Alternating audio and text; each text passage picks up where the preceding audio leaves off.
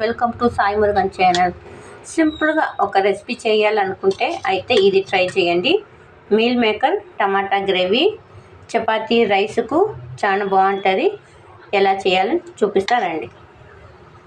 Stove on చేసి కడాయి పెట్టుకుని 2 tea spoon oil వేసి ఆవాలు, జీలకర్ర, సోంపు,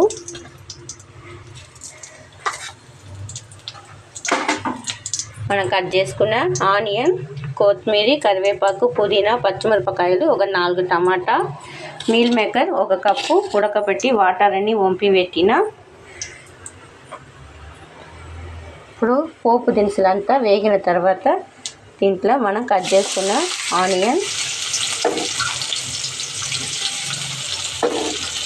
పచ్చిమిరపకాయలు, కరివేపాకు, పుదీనా ఇవన్నీ వేసి కొంచెం కొత్తిమీర కూడా వేసి ఇవన్నీ దూరగా వేగాలి. కొంచెం వేగిన తర్వాత అల్లం వెల్లుల్లి పేస్ట్ వేసుకోవాలి. మనం మటన్ చుక్క చేసిన ఆనియన్ మొత్తం వేగినాయి. ఇప్పుడు దీంట్లో మనం కట్ చేసుకున్న టమాటా 4 టమాటా, పెద్దకైతే 3 చాలు, చిన్నకైతే 4. దీంట్లో ఒక 1/2 టీ స్పూన్ అల్లం వెల్లుల్లి పేస్టు,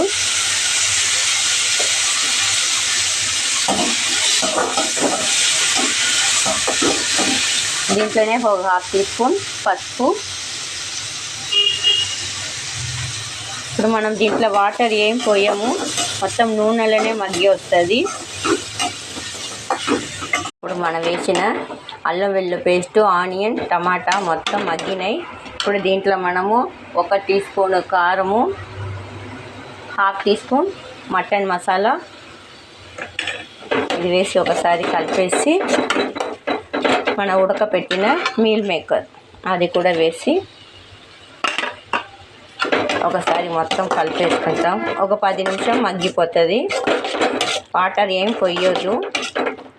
మనకు మటన్ చుక్కలాగా టేస్ట్ బాగుంటుంది. ఉప్పు కారం చెక్ చేసుకోండి. మీకు సరిపోకపోతే మళ్ళీ వేసుకోండి. ఇప్పుడు పైన కొంచెం కొత్తిమీర చల్లేసి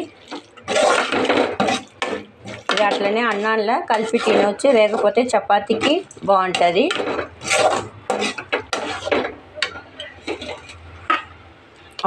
చూడండి ఎంత బాగా రెడీ అయినాయి మన మటన్ చుక్కలాగా. అంతేనండి, మన మీల్ మేకర్ టమాటా గ్రేవీ రెడీ అయిపోయింది. ట్రై చేయండి. ఎలా వచ్చిందో కామెంట్ బాక్స్లో కామెంట్ చేయండి. మా సాయి మురుగన్ ఛానల్కు ఒక సబ్స్క్రైబ్ చేయండి. నెక్స్ట్ ఒక వీడియోలు చూద్దాం. బాయ్.